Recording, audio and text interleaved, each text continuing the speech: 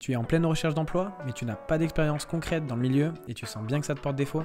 Tu envoies candidature après candidature, mais à chaque fois, la réponse est la même. Nous recherchons quelqu'un avec plus d'expérience. C'est un cercle vicieux, frustrant et souvent décourageant. Et là tu te dis, mais comment je suis censé avoir de l'expérience si personne ne me donne ma chance? Compliqué, pas vrai? Mais attends, il y a sûrement quelque chose auquel tu n'as pas pensé. L'expérience, c'est pas juste ce que tu as accompli dans ta vie professionnelle. Ça peut être tout et n'importe quoi. Dans les projets personnels, les passions, les cours en ligne et même les compétences que tu as acquises de manière autodidacte. Alors, c'est le moment de changer ta tactique. Dans cette vidéo, je vais te montrer non pas comment mettre en avant l'histoire d'un candidat sans expérience, mais celle d'une personne riche de compétences diverses et d'une perspective unique. Alors découvre comment franchir la porte du monde professionnel sans expérience. Bon, quand tu démarres ta recherche d'emploi, c'est super courant de prendre peur en voyant des annonces qui demandent 3 ans d'expérience minimum dans le domaine exigé. Tu te sens comme si tu étais déjà hors jeu direct sans même avoir commencé. Mais en réalité, ces annonces, c'est plus souvent une liste de souhaits des employeurs plutôt que des exigences gravées dans le marbre. C'est important de se rappeler que l'expérience, ça vient sous plein de formes différentes et pas juste des jobs officiels. Les boîtes, elles cherchent surtout des personnes qui vont s'intégrer, qui sont déterminées et qui peuvent apprendre très vite. Donc si tu as l'impression de ne pas avoir ta place parce que tu n'as pas travaillé 5 ans dans une grosse boîte, t'inquiète pas. On va voir ensemble comment ton parcours, même sans expérience pro, et plein de ressources que tu peux mettre en avant. Maintenant que tu as une idée réelle du défi, on va plonger dans le concret. Comment tu valorises tout ce que tu as fait jusqu'ici? Ok, commençons par tes projets personnels. Des choses que tu fais parce que tu adores ça, pas parce que quelqu'un te l'a demandé. Ça peut être par exemple un compte Instagram sur ta passion, ou l'organisation d'événements dans ton quartier. Tous ces projets en disent long sur toi. Ces projets montrent que tu es quelqu'un qui prend des initiatives et que tu n'attends pas qu'on te donne des instructions pour mettre des choses en place. Tu as une idée, tu l'attaques. Ça pour un employeur, ça vaut de l'or, crois-moi. Ça montre que tu es autonome et motivé. Je sais que tu te demandes si tout ça, ça marche vraiment. Eh bien oui, je sais que ces conseils fonctionnent parce que j'ai moi-même vécu une expérience qui l'a prouvé. Il y a quelques années, j'avais besoin d'embaucher un nouveau commercial pour mon entreprise. J'ai reçu des tonnes de candidatures, la plupart des candidats avec de l'expérience professionnelle solide. Mais il y avait un candidat qui sortait du lot. Il n'avait pas d'expérience professionnelle en vente, mais il y avait quand même quelque chose de spécial chez lui. Il m'a contacté sur tous les réseaux sociaux pour me prouver sa motivation à rejoindre mon équipe, même sur mes réseaux perso. Bon ça, je te le conseille pas nécessairement. Lors de l'entretien, il m'a exposé ses expériences significatives pour le poste.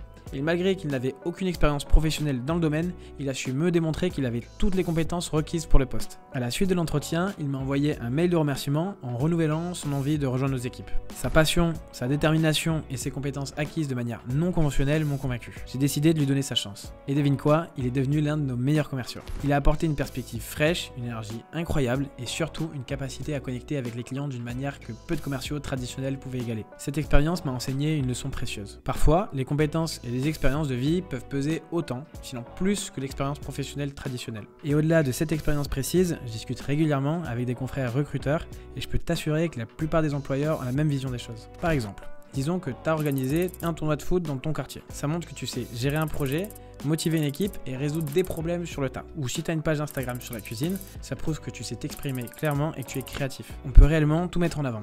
Il suffit juste de savoir le tourner de la bonne manière. Quand tu parles de tes projets dans ton CV ou en entretien, sois précis sur ce que tu as fait. Parle des défis que tu as rencontrés et comment tu les as surmontés. Montre comment ces compétences peuvent te servir dans un cadre professionnel. Et un petit conseil, fais-toi une liste de tous tes projets, même ceux qui te semblent petits ou sans importance. Pour chacun, note ce que tu as appris et comment ça peut être utile pour le boulot que tu vises.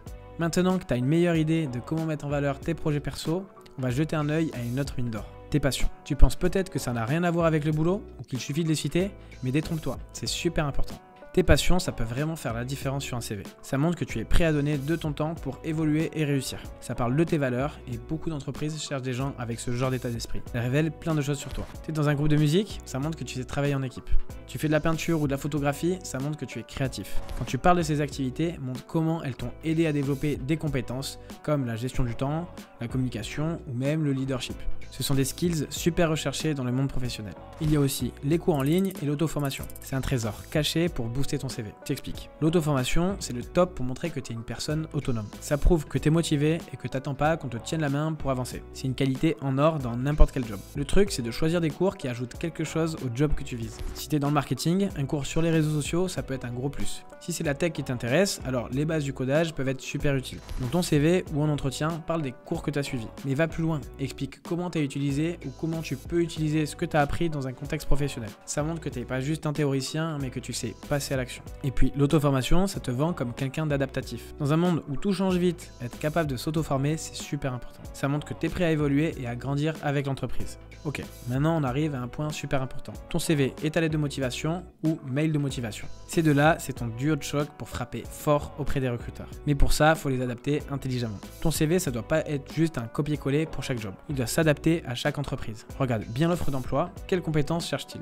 Quels mots-clés utilise-t-il? Utilise ces infos pour faire ressortir les parties les plus pertinentes de ton parcours. On a parlé de tes projets perso, de tes passions et de tes cours en ligne. Maintenant, c'est le moment de les intégrer dans ton CV. Mais fais-le avec tact. Choisis les expériences qui montrent le mieux que tu es le candidat parfait pour ce poste. Quant à la lettre ou mail de motivation, ici, c'est ta chance de raconter ton histoire. Favorise le mail de motivation plutôt que la lettre de motivation traditionnelle. C'est d'autant plus pertinent lorsque tu n'as pas d'expérience significative dans le poste pour lequel tu postules. Pour plusieurs raisons. Les mails arrivent instantanément et c'est souvent le premier point de contact avec le futur employeur. En plus, un mail de motivation, ça permet une personnalisation plus directe et ça peut être facilement adapté pour chaque employeur. Tu peux rapidement ajuster ton message pour mettre en avant tes compétences et qualités qui sont les plus pertinentes pour le poste. À l'intérieur, tu dois répondre à plusieurs questions pour être concis et aller droit au but. Pourquoi ce job? Pourquoi cette entreprise? Utilise des exemples concrets de ton parcours pour montrer comment tu peux apporter quelque chose de spécial à l'équipe. Montre que tu as fait tes devoirs sur l'entreprise. Mentionne un projet récent, leur culture ou un défi qu'ils affrontent et comment tu pourrais y contribuer. Ça montre que tu es sérieux et investi. Tu es arrivé à les convaincre de te laisser passer en entretien, c'est top. Mais maintenant, on va voir comment te mettre en avant durant l'entretien. Lorsque tu te retrouves face à un entretien d'embauche avec peu ou pas d'expérience professionnelle dans le domaine, il est crucial de mettre en avant ta capacité d'apprentissage et ta polyvalence. Explique comment tes expériences personnelles t'ont permis de développer des compétences clés pour le poste. Utilise des exemples concrets pour démontrer comment tu as appliqué ces compétences dans des situations réelles, comme la gestion d'un événement ou la conduite d'un projet personnel en mettant l'accent sur les défis rencontrés et les solutions que tu as apportées. Souligne que, bien que tu n'aies pas d'expérience directe dans le domaine, ton parcours diversifié te rend adaptable et ouvert à de nouvelles idées, ce qui est une qualité précieuse dans l'environnement de travail actuel. Aborde honnêtement le sujet de ton manque d'expérience, mais montre ta connaissance de l'industrie et ton désir d'apprendre et de t'intégrer rapidement. Enfin, démontre ton éthique de travail et ta détermination en mettant en avant des moments où tu as fait preuve de persévérance et d'engagement. Prépare des questions qui reflètent ton intérêt pour l'évolution et l'apprentissage au sein de l'entreprise. En abordant l'entretien avec cette perspective, tu transformes ton manque d'expérience professionnelle en une opportunité de mettre en lumière ta capacité à apporter une contribution réelle. Voilà, c'est la fin de cette vidéo. Tu as maintenant des outils et des astuces pour transformer ce qui pourrait sembler être des faiblesses en véritable atout. Maintenant, c'est à toi de jouer. Utilise ce que tu as appris ici et surtout garde le moral. Le bon job t'attend forcément quelque part et tu es en train de faire les bons pas pour l'atteindre. Si ça t'intéresse, j'ai encore plein d'autres conseils et astuces en stock, donc abonne-toi pour pas les rater. Et si tu veux que je t'accompagne pour trouver le job de tes rêves, clique sur le lien dans la description pour prendre ton premier rendez-vous offert.